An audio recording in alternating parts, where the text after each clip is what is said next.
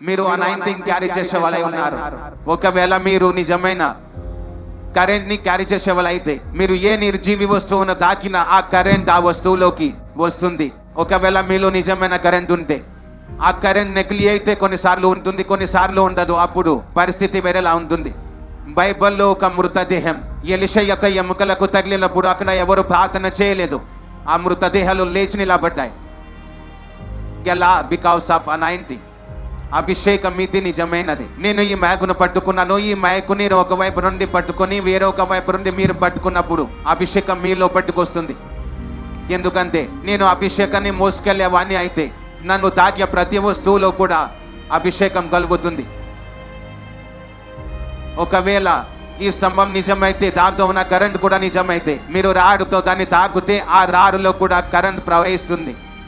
ఆ రాడ్ని మీరు నేల మీద నుంచి తీసుకున్నా లేదా చెత్తల నుంచి తీసుకున్నా. అలాగే కొత్త వారు చర్చికి వచ్చినప్పుడు వారందరూ నాకు ఏడుపు వచ్చేస్తుందని, నాకు ఎటువంటి బాధ లేదు కానీ తెలియదు ఎందుకు ఏడుపు వస్తుందో, కానీ నాకు ఏడుపు వచ్చింది ఎందుకంటున్నారు. ఎందుకంటే అభిషేకం వారిని తాకింది. నాకు గట్టిగా చప్పట్లు కొట్టాలనిపించింది, అంటారు ఎందుకు అభిషేకం తాకింది.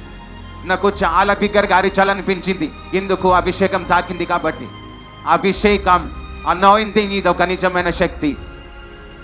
ఇది రియల్.